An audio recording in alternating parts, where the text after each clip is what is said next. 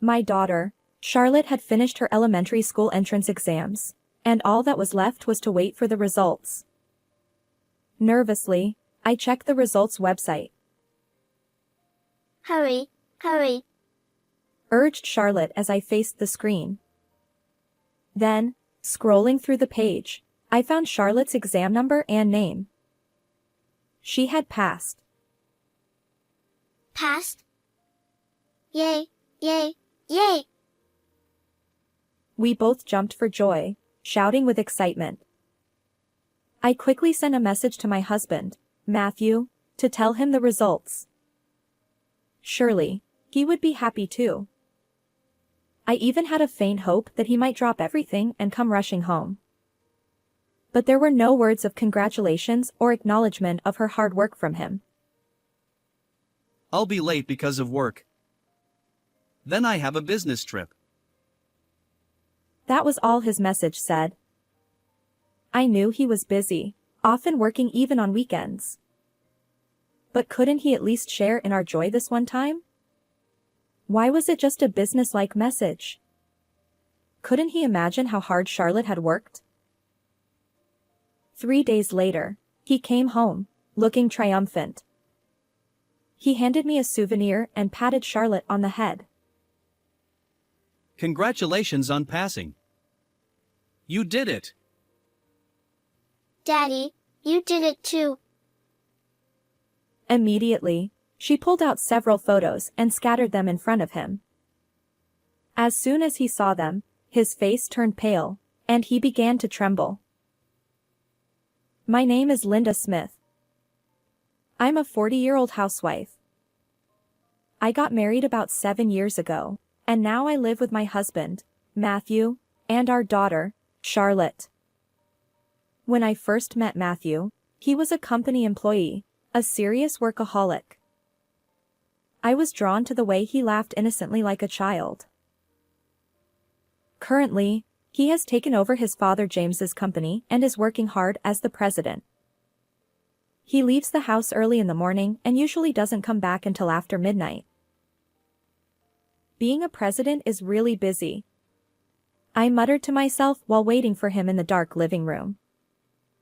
I had imagined that he just sat at a desk approving documents, but apparently, that's not the case. Because he is so dedicated to his work, he leaves all the housework and childcare to me. I'm busy with the company, so I'll leave the house and Charlotte to you. No matter what I consult him about, he always ends the conversation with that. Of course, he doesn't do anything on his days off either. He spends the whole day lounging on the sofa, fiddling with his smartphone.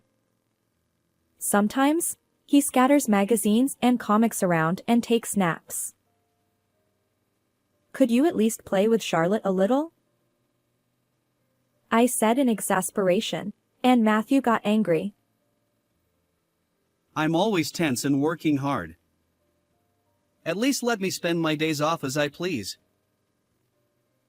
It's a line that doesn't sound like it came from a father. He doesn't do any housework or take care of Charlotte. His attitude of thinking that it's enough just to work left me speechless. Charlotte had just started kindergarten, but her uniqueness stood out right away. When the teacher spoke to her, she seemed distracted, and it was hard to tell if she was listening or not. She disliked playing in the mud and even hit a friend who invited her to join. During group activities, she often played alone instead of joining the circle. When she quietly read picture books, she would look at the same book all day and wouldn't lend it to her friends. Every time I picked her up from kindergarten, the teacher would tell me something new that surprised me.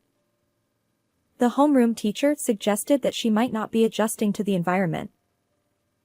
Maybe she didn't know how to interact with her new friends yet. Although she's an only child, she can have normal conversations at home and doesn't seem to struggle with communication. She seemed to play normally at the local park. What's going on with Charlotte? I began to worry that she might be different from other kids since she started kindergarten. I talked to other moms, but they didn't think she was that unusual. I once tried to talk to Matthew about it. Charlotte isn't fitting in at kindergarten? Yes. She seems to play alone all the time and can't seem to play with her friends.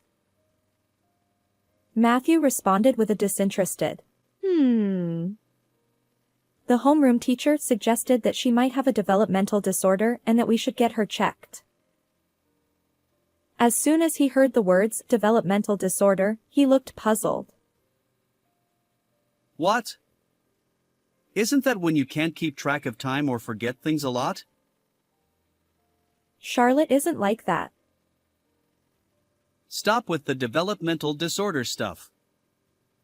It's embarrassing. He laughed through his nose.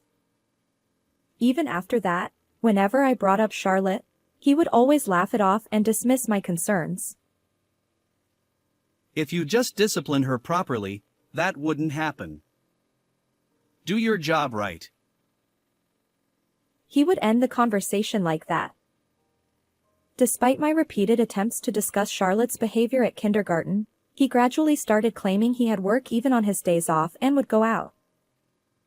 It felt like I was raising Charlotte all by myself, and the sense of loneliness kept growing. Mommy, Mommy. Cheer up. Here's a flower. Charlotte said, handing me a dandelion with an innocent smile on our way back from kindergarten. The flower, firmly held in her small hand, swayed adorably. Thank you. Mommy is so happy, I said, hugging Charlotte, not wanting to show her my worried face. Despite feeling lonely, I never lost hope. Although Charlotte is still a child, I decided to see her as an individual different from myself, without trying to fit her into a mold. Not everyone is the same, and there are differences in personality and sensitivity. I decided to accept that Charlotte might just be a little different from other kids. Perhaps this unique sensitivity is only temporary, and she might become more typical as she grows. She's only 5, and she'll keep changing for the better, I quietly reassured myself. One day, I was called by the kindergarten teacher. I assumed it was another trouble with friends. Sighing, I drove to the kindergarten. By this time, such calls had become a daily occurrence, and I had grown accustomed to them, for better or worse. The familiarity was frightening, and I found myself oddly excited, wondering what they would say this time. When I arrived at the staff room, the homeroom teacher and the principal came to escort me to the meeting room. As soon as we sat down, the principal said, Please have Charlotte take an intelligence test. I was so surprised that I was left speechless. My mind couldn't keep up with this unexpected turn of events. Are you saying that my child isn't very smart? I asked.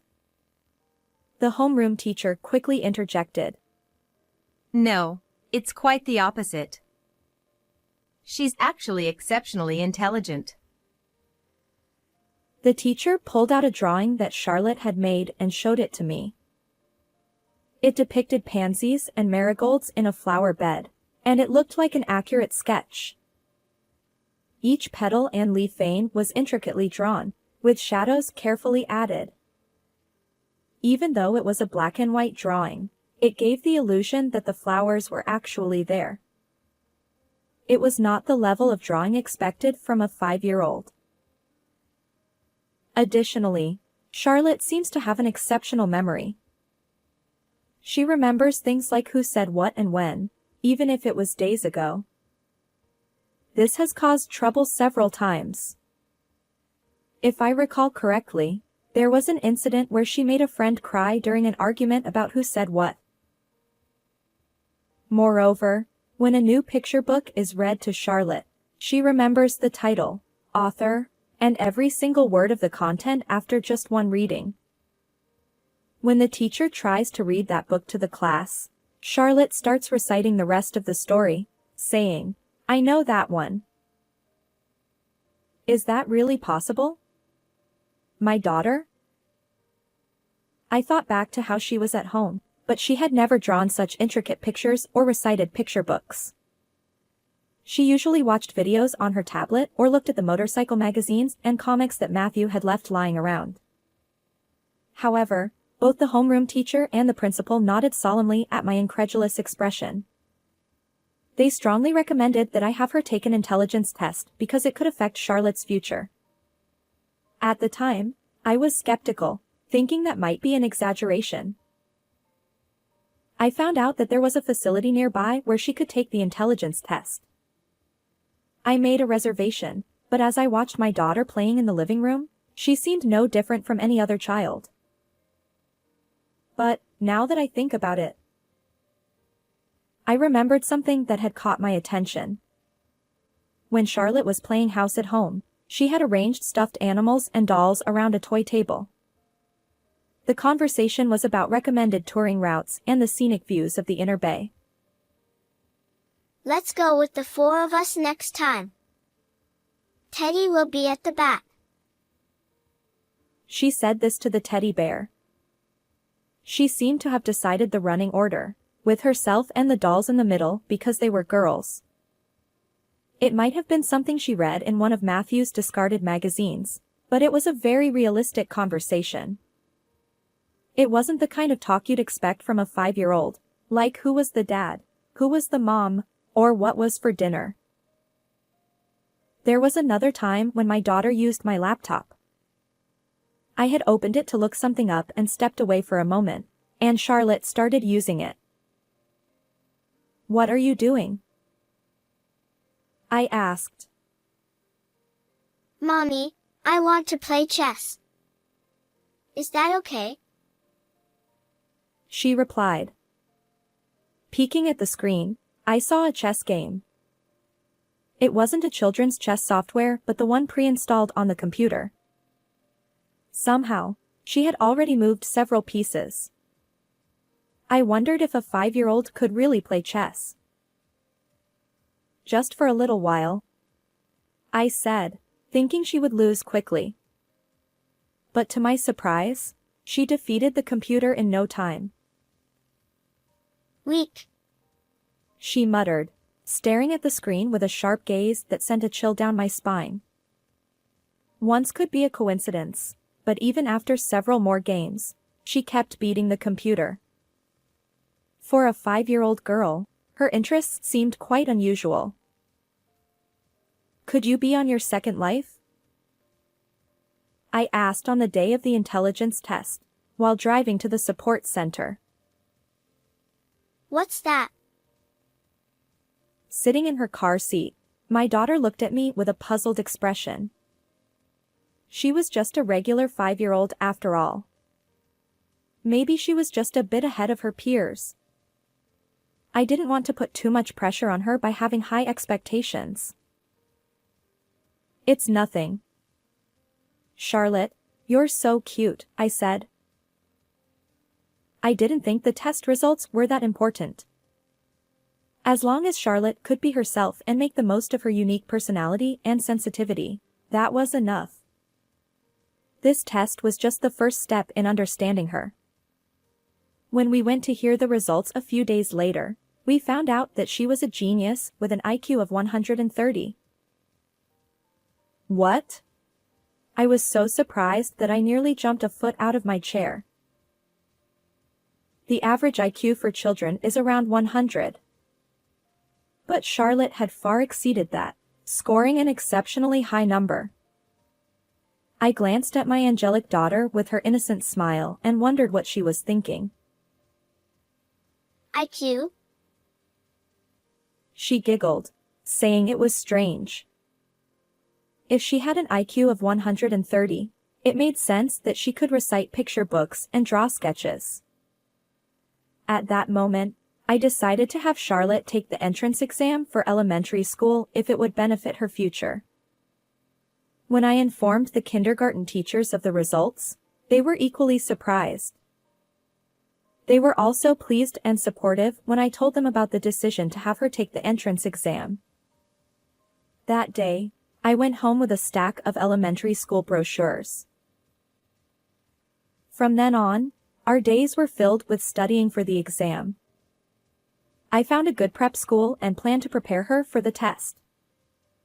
There were many things to prepare for besides the written test.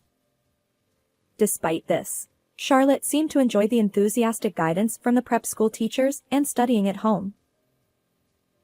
Mommy, what's next? She didn't seem to mind learning new things and applying that knowledge. Once she learned something, she wanted more and more.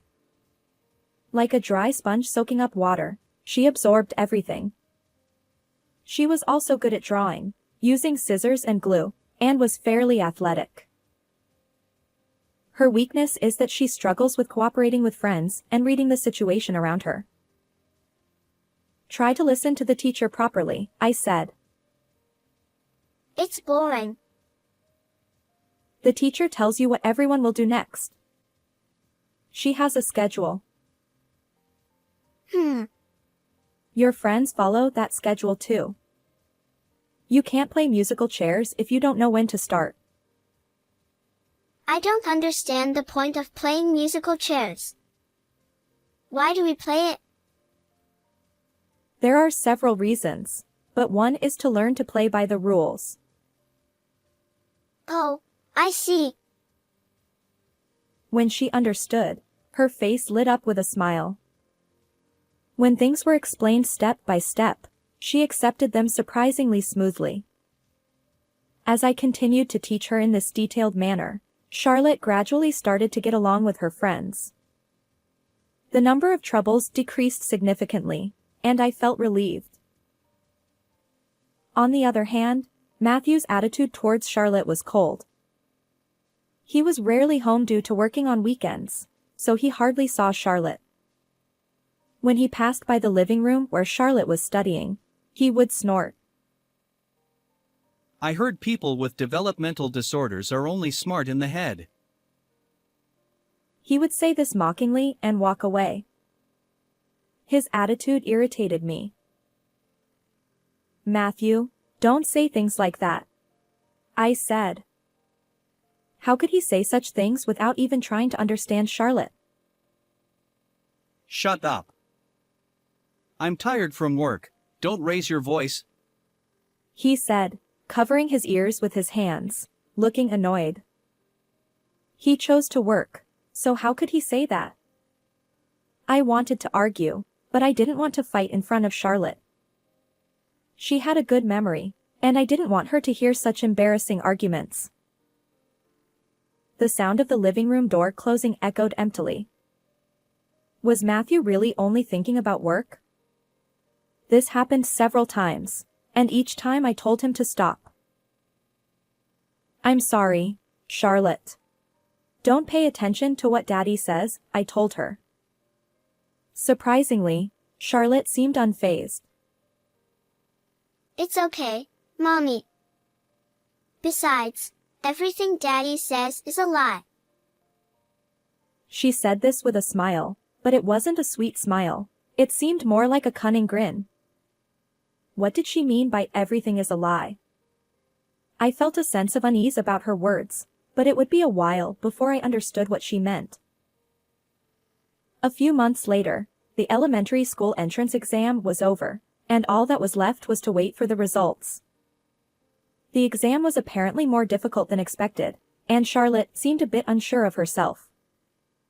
She was quite tired and spent a lot of time watching videos absent-mindedly. However, after a week, she started drawing those intricate pictures on large sheets of paper again. She seemed to enjoy drawing, just as she did during her exam preparation. Every day, she would come home and draw, and the number of her drawings kept increasing. Then, the day of the exam results arrived. Nervously, I checked the results website. Mommy, is it there? Is it not?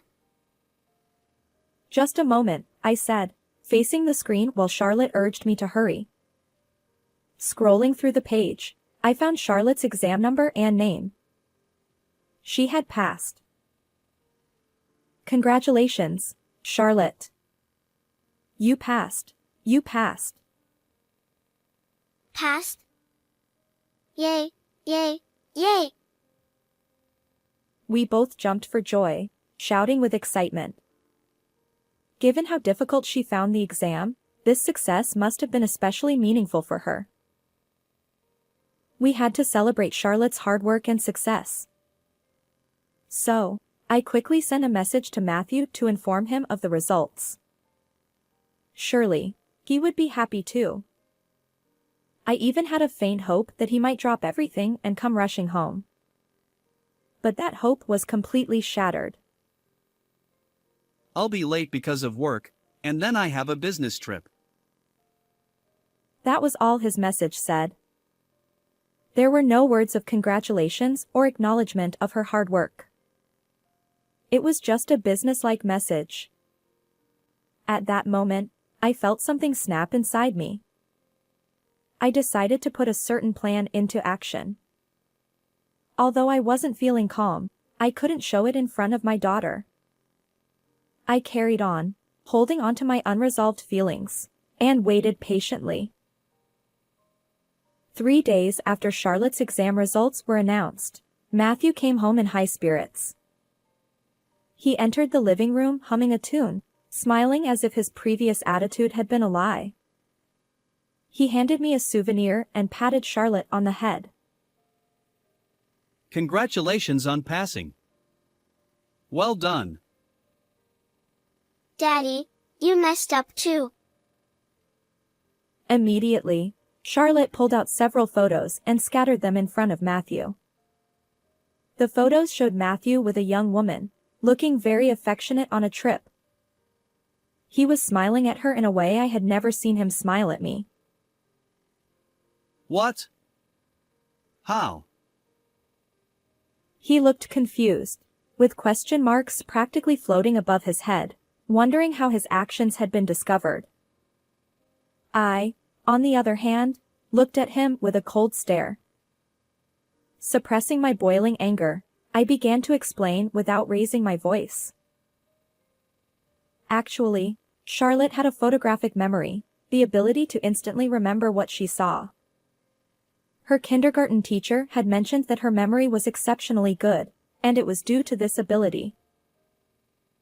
During Charlotte's exam preparation, Matthew was sitting on the sofa, facing away from the dining table, looking at his messages. From her vantage point at the table, Charlotte could see the contents of the messages. That's how I found out from Charlotte, I explained. Charlotte had memorized the details of when and where the trip would take place and told me the next morning. Hey, Daddy is going on a trip. What? He was supposed to inform me whenever he went on a business trip, but he hadn't said a word. That was the moment I realized something was wrong. I asked Charlotte for more details. When she said, "Everything Daddy says is a lie," I didn't understand what she meant at the time. But she said it because she knew Matthew was pretending to be on a business trip while actually traveling with another woman. There's no way that's true. This isn't a comic book. I've been suspicious of you for a while, I said. What? Matthew looked as if he'd been hit with a ton of bricks. The truth is, his parents had subtly hinted at his infidelity. His father, James, had already retired but had heard about Matthew's actions through old acquaintances.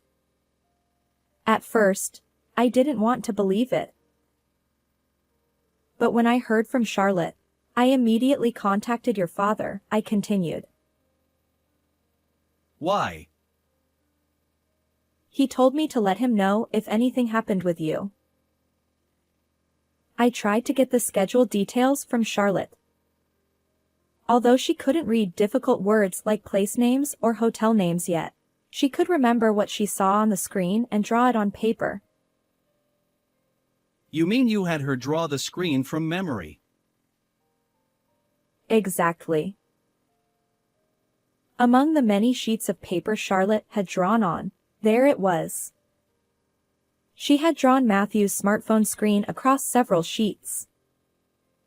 I pulled them out and showed them to Matthew, just as the kindergarten teacher had shown me before. The drawings included not only the conversation but also the battery level and the time the messages were sent. Even Leonard da Vinci would be impressed. Matthew turned pale and started trembling as soon as he saw the drawings. I took photos of these drawings and sent them to James, informing him of Matthew's schedule. James secretly went to the location and took photos of Matthew and his mistress during their trip. Faced with this evidence, Matthew had no way to deny it. No way. This can't be happening. He looked at Charlotte, who was standing nearby, with a face that clearly said, "I can't believe this." He never imagined that the daughter he had mocked so much would get back at him like this.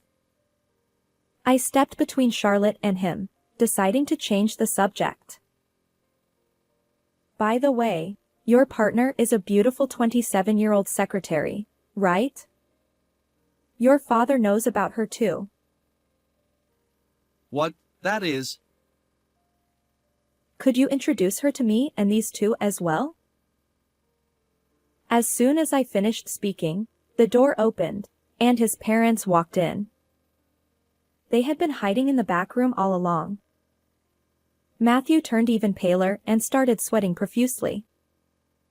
I even wondered if I should get him some water. He looked at his parents, then at me, and finally at Charlotte, fumbling with his hands and mouth. "Matthew, let's hear your explanation."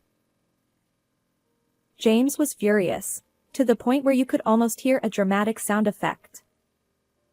He looked like he was about to sprout horns like a demon. Seeing his own father like that, Matthew finally held his head in his hands. I'm sorry, Dad. He was trembling like a deer in headlights. Clearly terrified. No, it's not like that with the secretary, it's just that. "Oh, really? From Charlotte's drawings, it looks like you're quite close." James responded immediately. The messages were filled with heart emojis, far from typical business communication. No, it was just for fun. She asked me to do it, and I couldn't refuse. "So you were just following the secretary's orders?"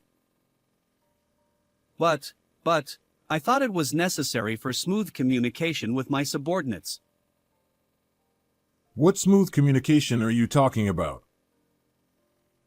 It was like a thunderbolt had struck. Taking this as a cue, my mother-in-law took Charlotte to the back room. Then, a fierce lecture rained down on Matthew for about 2 hours.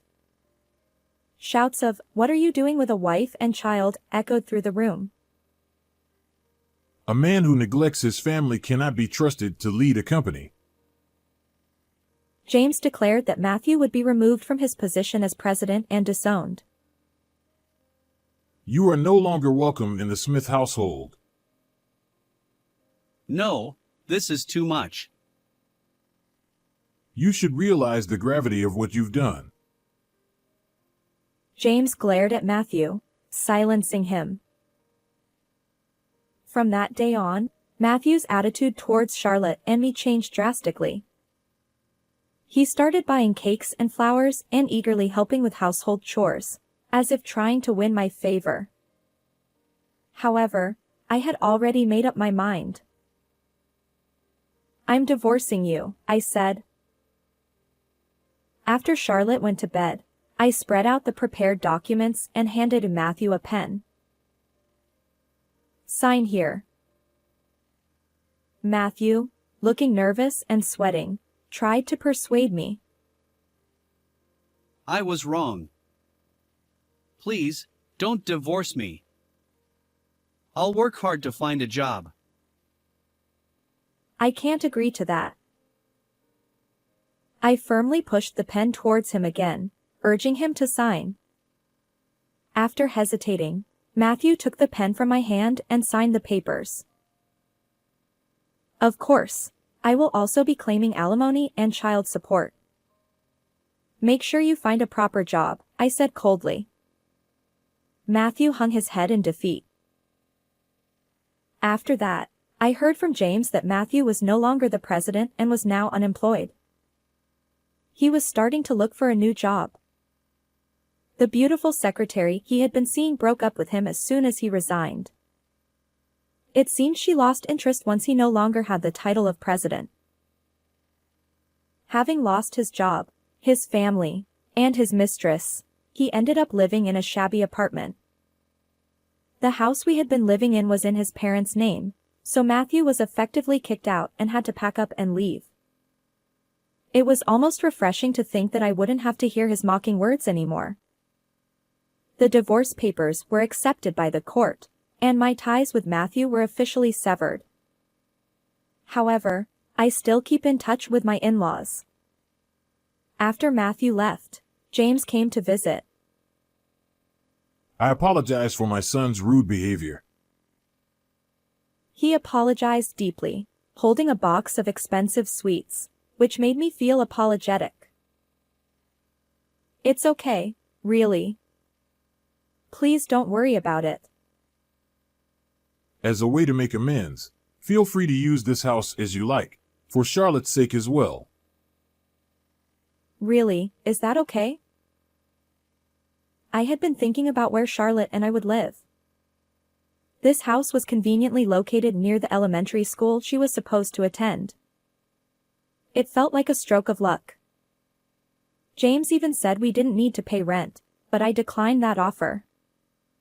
After discussing it, Charlotte and I decided to rent the house, and we continued to see my in-laws frequently.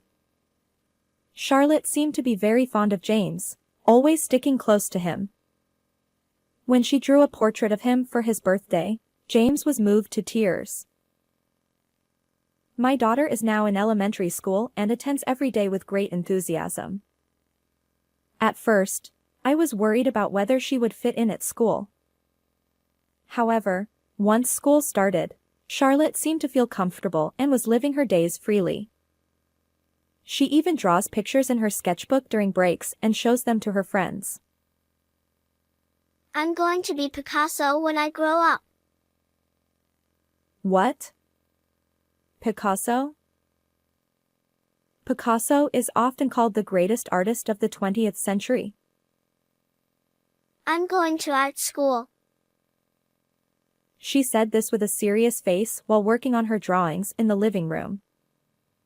She had already created hundreds of drawings.